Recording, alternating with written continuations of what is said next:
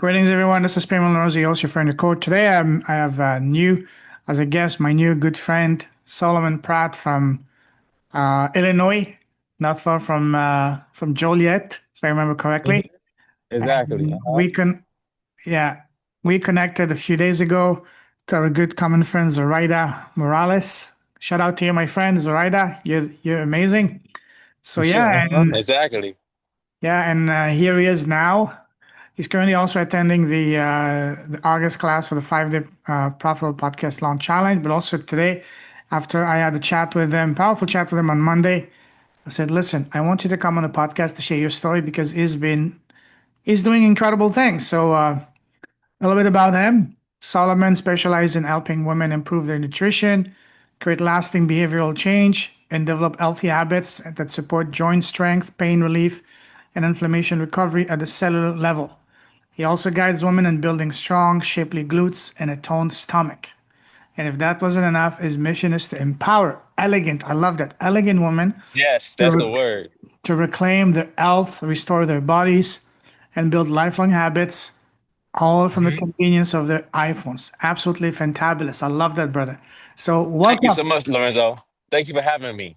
Pleasure's all mine. So, tell us, we're going to talk about your business, your impact, and all that good stuff later on. But for people who don't know you, tell Uh, us, who's Solomon first and foremost as a man, as a human being? yes. Okay. So Lorenzo, as a man, as a human being, I'm somebody who want to tell people the truth so that they can wake up and be able to work toward getting the kind of outcomes that they want. So whether it's them wanting to have a better fitter body, a better image so they can make more money at their business or on their job, or being in better relationships with more better qualified men. So it's about them having the best image possible that's going to help them in everything that they do. It's going to also help them be able to have more confidence in themselves, to have real confidence and be able to believe and be willing to do whatever it takes to accomplish their goals. Love that, love that, love that. We're going to unpack Hmm. that in a moment. Hmm. First of all, I'd like to start this conversation with a series of rapid Hmm. fire questions to further get to know you as a person. Sure. Ready? Yeah, let's get it. So tell me, what makes you happy? What makes me happy is working my business and being around people who appreciate what I do and they also value what I do. Absolutely. What makes you smile? If you smile, being around positive people that are coachable. Sorry, connection is very bad. I couldn't hear what you said. Oh, okay. So I said being around positive people that are coachable. Love that. Now, what makes your heart sing and makes you come alive? Okay, I would say that when I get progress in my was it when I get progress in the things that I am pursuing, whether my improving my body, improving my knowledge, improving my business, getting clients, helping people, somebody, calling me, telling me about how much my services helped them and they actually getting better results because of my services or my coaching or knowledge. Love that. Now, on the other side of the spectrum, what makes you sad and angry? Oh well, I would say being around stubborn, limited belief people. Absolutely, absolutely. Now, tell me, what scares you? What scares me is not reaching my full potential. I see. Yes. What would you say is your personal number one personal superpower? Um, I would say being resilient. Love that, love that, love that. Now, Hmm.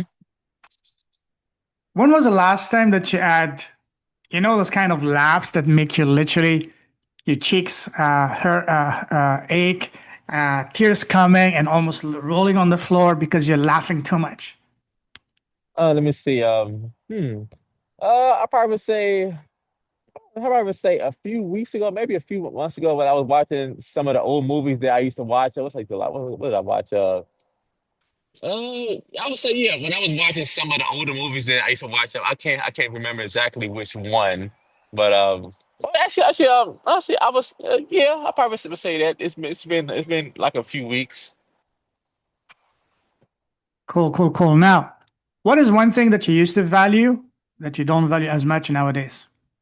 Yeah, yeah, man, Lawrence, that's a good question. I used to value having having expensive things like having expensive cars and having a big bank account and having luxury chains, but now I don't value that kind of stuff no more. Yeah, I'm with you on that. Now, Hmm. on the other side, what is one thing that you did not value before, but now you're valuing more and more? Okay, well, I would say that on the other side. Um, hmm. I probably would say just simple things that your body can do. Just like being able to just be able to walk outside and then just being able to just wake up and then just be thankful. That like know that you're still here while somebody else didn't wake up and then that actually was their last night yesterday. Absolutely, absolutely. Now, what would you say what are your three non-negotiable core values? Okay. Okay. I would say my integrity, my standards, and I would say integrity, my standards, and I would say my genuine connection with people that care about me. Love that, love that, love that. Now, Hmm. you like traveling, don't you? Yeah, yeah, yeah. If I'm going somewhere to make some money, that's usually the only time that I actually travel. Yeah. All right, all right. We can do an entire episode on traveling, but I want to take you down a different type of traveling, down memory lane. Go back to Okay. when you're growing up. You know, when we're kids, people around us, family, relatives, friends, neighbors, teachers always ask us, "Hey, Solomon, Uh, what do you want to become when you grow up?" What was hmm. the answer to that as a young boy? Actually, I'm trying to see because when I was younger, what was it I used to say? Uh, I think that when I was younger, I said just be a basketball player. I mean, it depends on how young, but I would say basketball player. I probably say that, yeah. All right, what's your team? I mean, back in the day, when Jordan was Oh yeah, playing, so that was like back then, just before when I was like 11, 10, like back then. the Bulls, huh? Yeah, the Bulls, yep. Did you ever get to go watch them live? No, no. It's just that when I got older, it wasn't that important. So I would say that my Yeah, love for basketball really died when Jordan left. yeah, absolutely, absolutely. Now, growing up, what was your relationship with school? Did you love school or did you hate school? I would say that I was like neutral to it, because I mean, when I was growing up though, I didn't have really good studying skills, and then I would say that yeah, for the most part, I was like neutral to it. And I would say like when I got older, when I got about 19, 20, and then I actually started learning about what's the best way for me to retain information and challenge myself. And then I got really good at knowing how to study when I got in college. Beautiful. So when you were in school, what was your favorite subject? Actually back then I would say history. And which specific part of history? Yeah, Black history. Okay, cool, cool, cool. Was there any subject that you did not like at all? Yeah, I would say math. I was not yeah, math was not my thing. It wasn't my thing back then. It's not also my thing either. Yeah, same here, same here.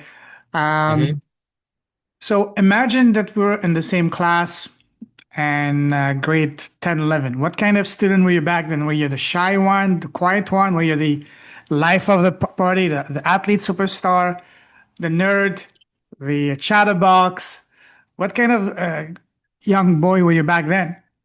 I'm trying to think. 10 or 11. Grade 10, grade That's I 11, see. yeah. Let's see, cause let's see, 'cause back then I was doing 10, 11. No, no, hold on. 10, 11. Yeah, I would say just more so the shy one. Yeah, I would say that. Yeah. Beautiful, Hmm. beautiful, beautiful. Now, um, when you were in school, were you popular Hmm. with ladies? I would say when I was a junior, senior, like then, yes. Cool, cool, cool. And what was your very first job? And do you remember how much Uh, you got paid the first time you worked? I don't remember how much I got paid exactly, but my first job was working at Kentucky Fried Chicken. Would it pay you with a chicken at KFC's? Oh yeah, actually, yes, it did. It did. Actually, I was taking the chicken. I was still in the chicken, and Oh wow, okay, nice, nice, nice, nice, nice. Cool, cool, cool. Um, let's move forward from the moment you left school to now. How would you hmm describe your path? Would you say once you get into and out of college, you get into one lane, you were set for life? Or was it more like turns and twists, like a roller coaster?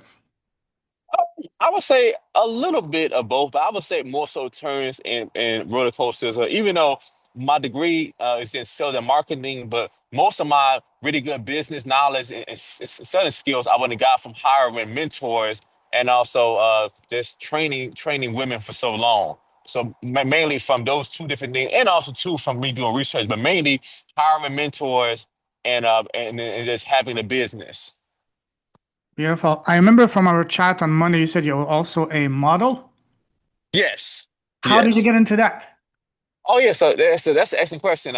When I was younger, I mean, yeah, so I was pretty like a schoolgirl when I was younger. So yeah, so I said like I wanted to go and get signed, and so yeah, so basically just I would just go to different modeling agencies trying to get signed, and having I met a few different people that was what they did, so they would take me with them. And yes, and then it was okay. And then that happened like later on, I wound up having this girlfriend that she actually was a photographer, and she would take pictures of me, and she also would go to different places, different events. And then yes, and then she also would bring me along, and it's so they have like me before on pictures of different billboards before and on different subway trains and stuff like that, it's just like so yes, it's yeah, so that was cool. So what kind of were you taking pictures for products, for clothes, or for your body, your abs, muscles? All of I the would above. say like mainly the ones that got popular was like mainly like Uh, lifestyle photos or like relationship photos. mhm. What did you like most about being a model? Oh well, I mean, 'cause, I like about it. Well, I like that, you just posing, taking pictures, and Mhm. looking fierce, doing that, and yeah, and then I like the part about a person, just using their was it their charisma and just stunning looks, to just get people's attention, to want to stop and just want to just know more about them or look at them. And what was one thing that you did not like about being a model? Oh yeah, I would say, and this was the reason. Well, it's about two different reasons. One of them is I realized that man, because really to be a model, especially back then, we talking about 20 something years ago, 25 years ago. Back then, you know, um, you really being a man, you have to be like really slim, like slim, like basically being bony. So I didn't like that. I think about when I was going to the actual what's it called? I was going to the school, the uh, the the Chicago Performing Arts Academy. So I remember that I had a modeling class, and they wanted me, even back then I couldn't do it though, but my arms are bigger now. They wanted me to be able to touch my bicep, and I couldn't touch my bicep then, and I can't touch my bicep now. So I'm like, wow. So they really want you to be like, kind of bony and just, I mean, which I mean, I was tall and still lean. I was about back then. I mean, I'm 6'5". I was Okay. about 200 pounds back then, and then they wanted me to be like 180 or something like that though. And then, Wow. just, yeah. So I don't like that. And I say also, a lot of times, the people who pretty much run the modeling game, it's like a lot of, homosexual men. So they actually want you to do something or sacrifice your integrity, to Wow. get to get put on. I'm like, I don't want it that bad. Yeah, wow. Okay. I'm with you on that. Absolutely, absolutely. hmm So There's a saying that says, change your story, change your life. So when you're someone Yes. which at your lowest, darkest phase of your life so far, how did you get yourself out of that? There's a saying that says, change your story internally to change your story externally. How did you change that? How did you get out of that phase? Oh wow! Oh man! That's a great question. So yeah, I'm actually still working out of that right now. So I would say about a few years ago, when like a lot of different things was like tumbling down, and just I spent like a whole bunch of money on just just taking my business to the next level, and spending so much money on the systems that I have now, and like a lot of things happen at the same time. I think about how one time like around the same time I was training a client downtown, and actually, hold on. I was training a client. I also was also recording a video. Have you ever heard of like Master P?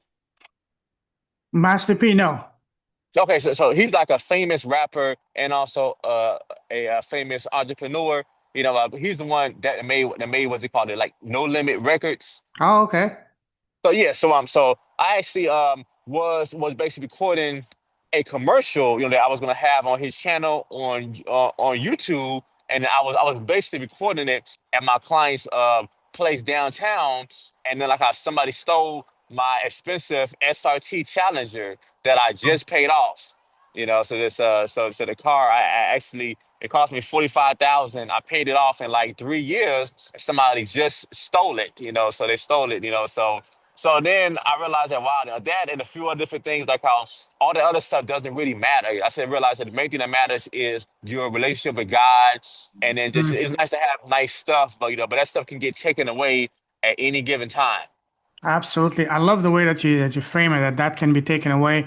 And what really Yeah. matters is things that people cannot take away, which is relationship with God, understanding what this was trying to teach you, the gifts and all that. So beautiful. Mm-hmm. Okay, Mm-hmm. cool. So tell us, what is your business now and how did you end up in that line of work? Yes, okay.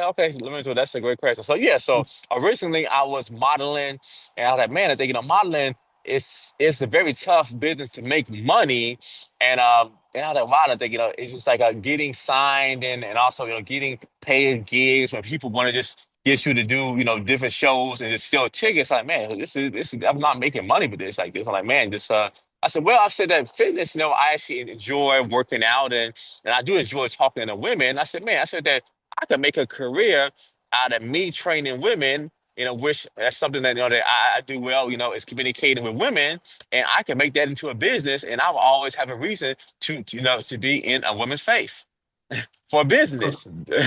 I love that. I love that. I love that. So tell us more about your business. How are you helping these women?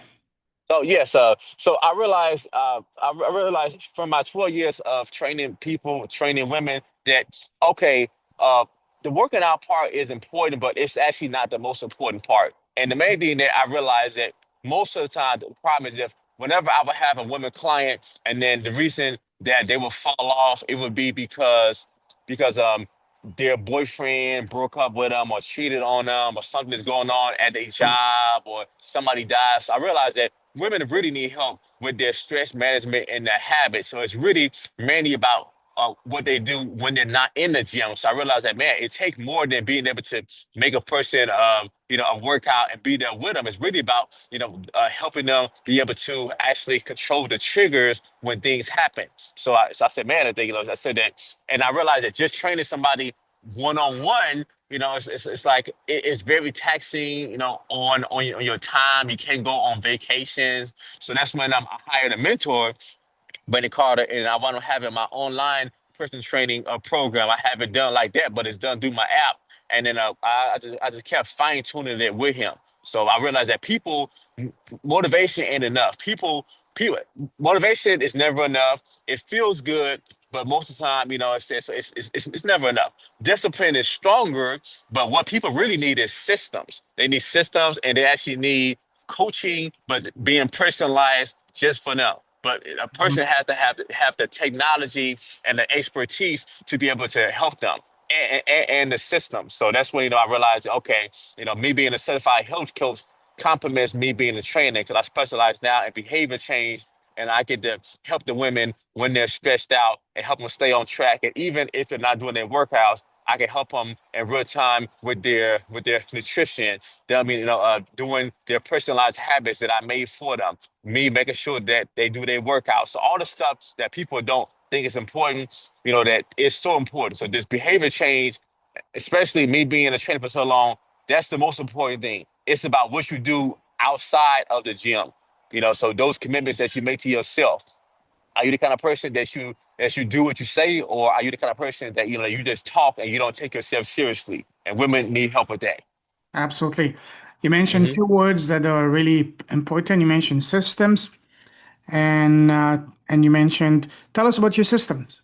So yeah, so I had to spend a lot of money for this system. So most people, whenever they think of online training, they think of a trainer doing Zoom calls or just watching them, on the computer, working out. And then, I mean, that's okay, but that's still kind of like training a person in person. So I realized that. Otherwise, if you're doing that though, you're gonna have to still, get on these calls and you still are changing time for money. But people really need help with their habits, and then that would help them build up their discipline without having to be in their face. So the system that I have, which a person would go and fill out my application. I have a sell by chat system where basically a person, I could actually be texting a person, and I have a sell by chat system.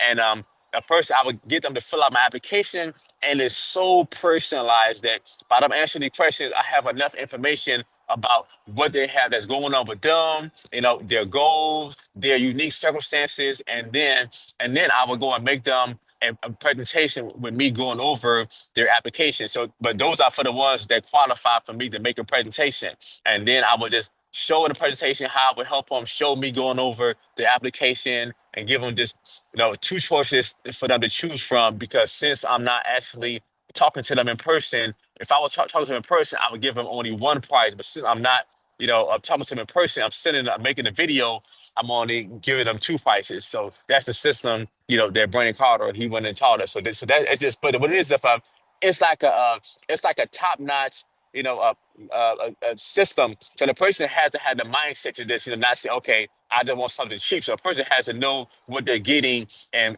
just see and be able to watch the presentation and take it seriously and fill out the application. But the person has to want it bad enough. Most people don't want it that bad, and then really being a coach and a trainer is you have to pretty much be a doctor. And I mean, in terms of you getting to the truth of what's really going on, because they say one thing, but their action says everything else.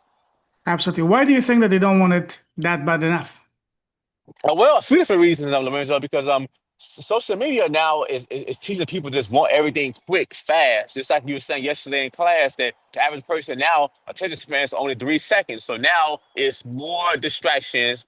People are more impatient, and then this culture of wanting everything now, especially with the women thinking that they can cheat the process, or they can just put a cream or lotion on, it's going to tone their body, or they can just put on a waist trainer. It's going to get their stomach. It's just people spend now so much effort in trying to cheat and BS the system versus doing what's required to become the person that they want to become.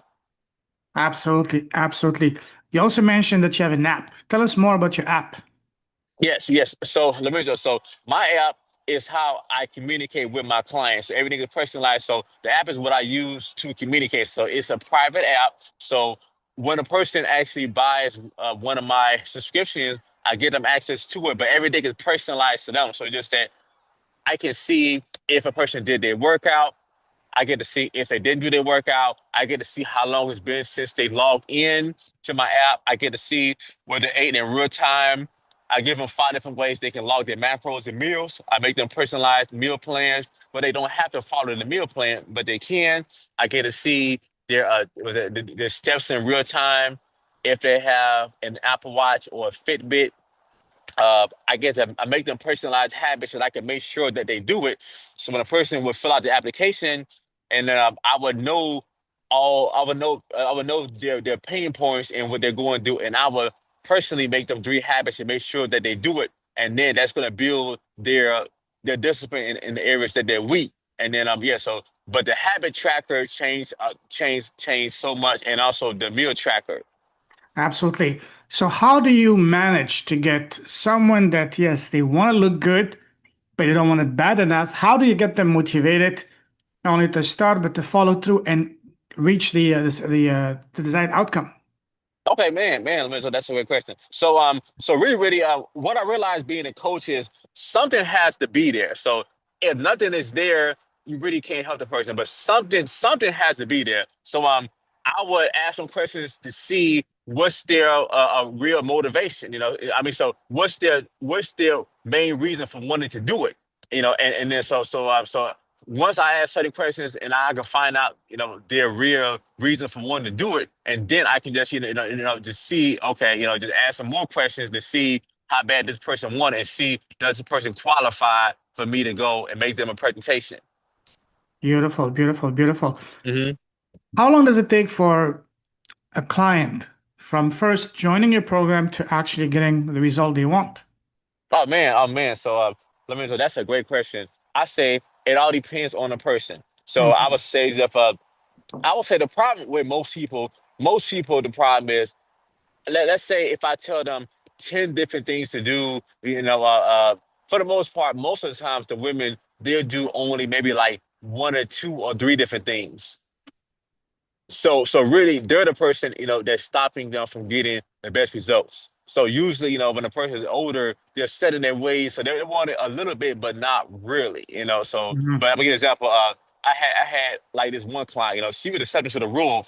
Normally, the women I have, they're about 40 to 45 to 55, but this one lady, she was about 23 years old, and then she just got her job, and then what happened? Her boyfriend just broke up with her, so because she was going through some stuff, so she really, really wanted to go and channel, all that negative energy from the past breakup into her building up her body and her self-esteem. But this woman literally did everything I told her to do, every single thing. She logged her macro. She did everything, and this woman lost 15 pounds in 1 month.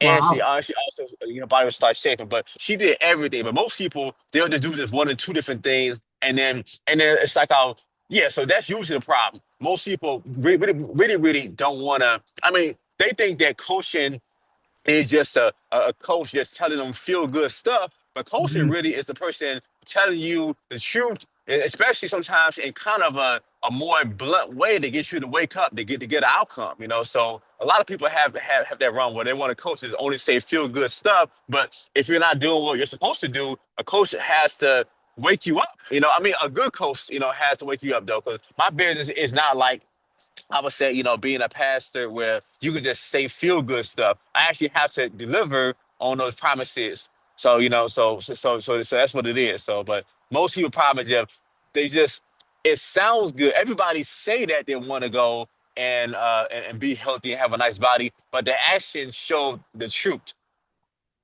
Absolutely, absolutely. Share with us an example of the most remarkable transformation you've seen from one of your clients so far. Okay, I got a few different ones. Do you want to see a short term one or like a long term one? Up to you. Okay. So I'm gonna give you both.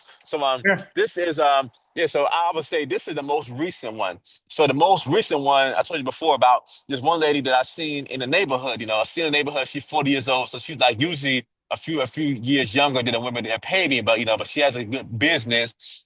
And then she would see me in the neighborhood. I done some business with her by me being a vendor at different events before, which just I sold a few bands, but I didn't get no products. But I kept running into her everywhere I went. And then and she asked me about. She said, "Man, Simon, I want to go and tone up my body." And I started, okay, I told her a few different things, and then yes, and she said, "Well, okay, Simon, I don't know if I should hire a coach. It's like I know what I'm doing.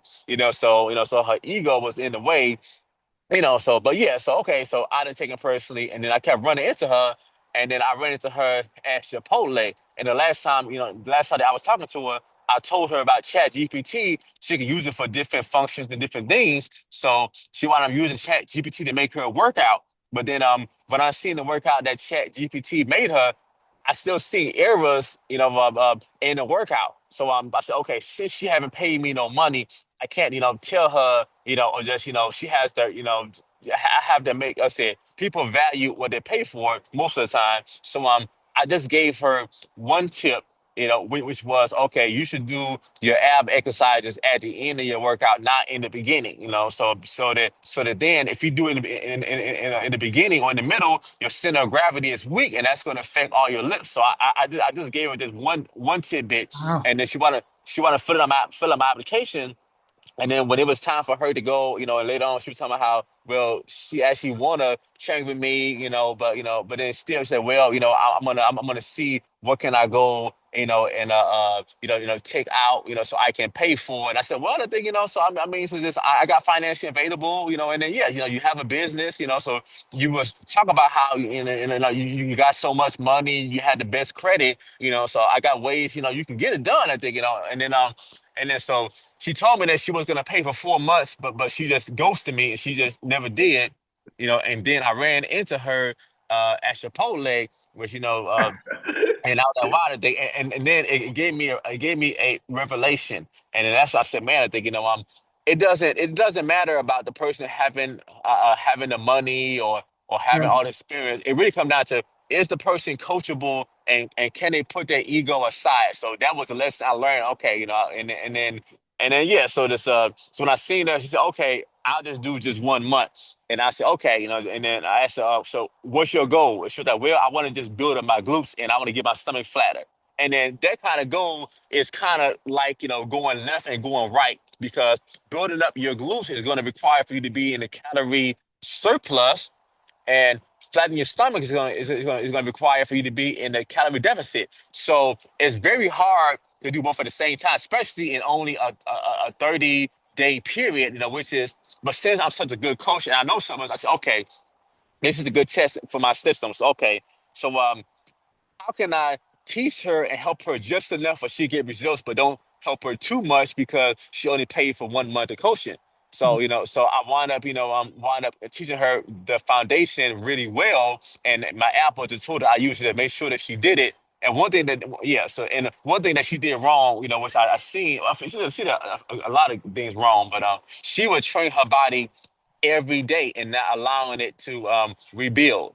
So that's one thing, that she did wrong. So but yeah, this so I wound up structuring everything for her, and in 3 weeks she started having her glutes to get fuller, and her stomach started to get flatter, and people started noticing.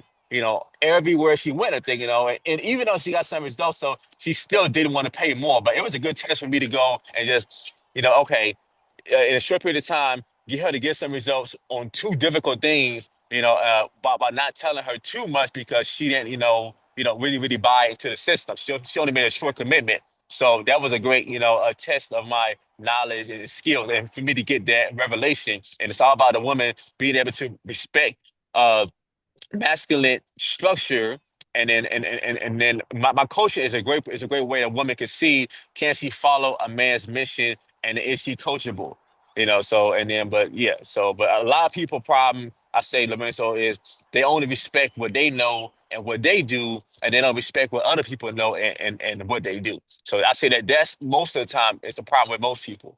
Why do you think that is the case? Well, I mean, a lot of people, they're just so they're just I mean, they just have problems with I mean, that's a character flaw. I would say that though. That's just a character flaw. Yes. From my experience, there's a lot of people, it's the ego. They think they know better. Yes, the Not ego. coaching. They think they know it all. They figure it all, while apparently it's not. So, Yeah, exactly. And especially too, the main thing is, okay, if you know it all, why aren't you fit? Why have you been overweight for 10, 20, 30 years? But yes, yeah, so that's, but usually people who know it all, that's what happens, so they're not coachable. And then yeah, but yeah, so they're standing in their own way. But I realize that as long as the person is coachable, that's the most important thing. It don't really matter about your age or your experience. yeah, As long as you're coachable and you can follow masculine structure, and then you can put your ego aside. So that experience recently gave me, like, wow, it gave me a revelation about coaching. So yeah. absolutely. For me, I vet people very hard. I have Hmm. no problem turning people down that are even ready to pay me if I notice that they're not coachable, Hmm. because a time will come where your peace of mind is absolutely non-negotiable and priceless, and no amount of money is worth the the hassle, the headache, and all the nonsense that come with people who are not coachable. Exactly, man. I'm with you 1,000%. So yeah, just yeah, I had certain clients that yeah, so just that they were so difficult, and yes, and then I wish that I didn't take their money, but yeah, but one thing that I do like about the online coaching is I don't have to see a person, just seeing that person in person and having to deal with them, it's just so yeah, just yeah, so that was terrible. I think about when I was training people one on one, that was some of the ones that I had. I was like, oh my God, just I wish that I didn't take her money. Yeah, I know what you're saying. absolutely. What has been so far your biggest challenge with your business or in your business? Yes, okay, that's a great question. I would say that the biggest challenge is getting the right kind of leads by people who actually want the best, and then they're willing, to pay for the best. So just getting in the crowds, and then just getting my content, to just to hit so well that it's bringing me in Mhm. leads. So just, and then yes, so I would say that that's like the biggest challenge. Getting the type of women I want, the ones that they're elegant, that they value personal development, and that they Mhm. don't look at fitness as something cheap, something like a 30-day program. Yeah, absolutely, absolutely. If you had a magic wand right now, what could and you could fix anything in your business? What is the one area in your business that you would fix with a magic wand? Okay, I would say right now my lead problem. I'll say that Mhm. though. Me getting the organic leads, and me getting people to just go and basically watch my videos on YouTube, and then it's elegant women with money that they're watching it, and then they're buying my bands, and then they're booking, or, I mean, they're filling out my application. So I would say that because I had a system down pat, and I know what works, and like I know what people would pay, and then like my most I have a 4 month package, which is the one that people bought the most, so but yeah, just I had the system down pat, but just getting more quality leads regularly, I would say, yeah, so that's the main thing. Beautiful, beautiful. And that's one of the things that we're gonna be showing you how to fix that to the challenge that you're attending because this is why podcast Hmm. has been a game changer for me. Hmm. Awesome. Now, moving forward, Hmm. let's start to wrap things up. And to finish, I'd like to ask you another series of rapid fire questions, but this Sure. on advices. Ready? Okay. What has been so far the best piece of advice you've received in your life? Best piece of advice. The best, yeah. Okay. I'll say, I'll probably say, find something that you're passionate about, and then put in that 10,000 hours to master it, and keep, yes, find something that you actually love so much that you're willing to master and keep evolving, and keep leveling up your skills. Something something that you love that much that you can just later on leverage, just help you be a better person and evolve. Love that, love that. Now, what has been Mhm. the worst piece of advice you've received so far? That works. Oh my God. So that's a lot. I would say, Other than get a job.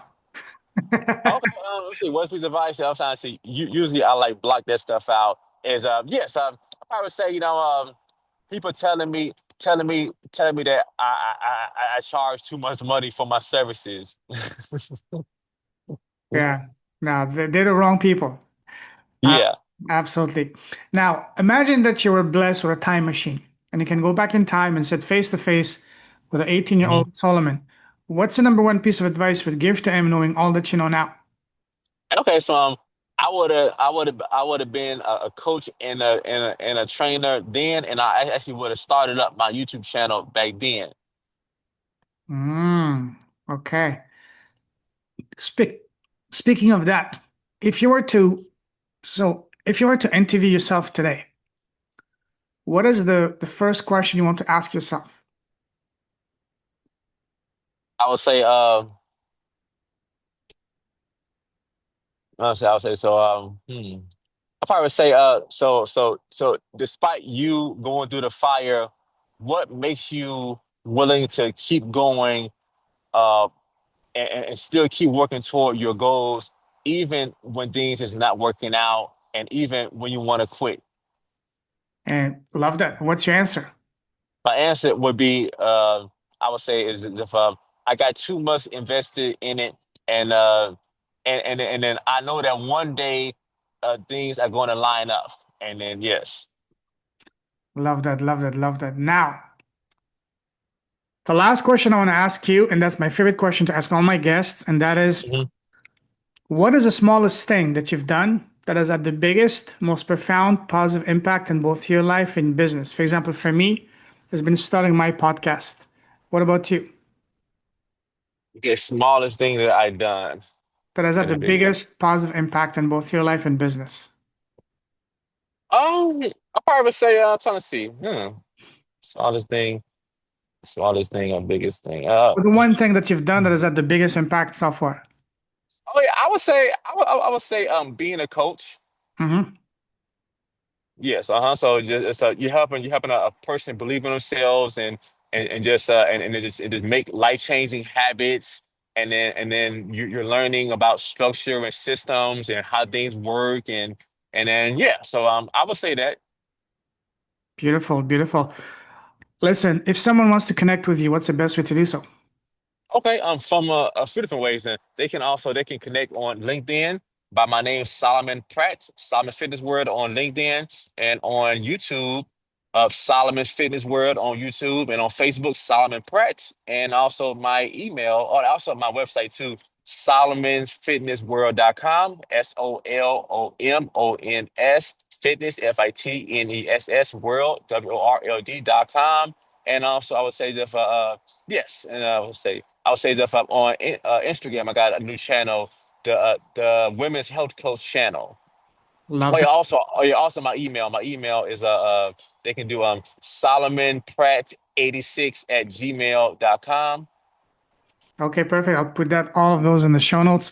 Listen, Solomon, absolutely love what you're doing. I salute you truly with a heart. Keep shining a light. Keep blessing the world. Your presence, your impact, and everything you're doing, and your gifts. And always remember, you yourself, you're a gift. Stay safe, stay awesome. God bless you, my friend. Talk to you very soon. Take care. Thank you so much, Lorenzo. I definitely appreciate you having me here. Pleasure's on mine. Take care. See you soon. Cheers. Bye bye. Bye bye.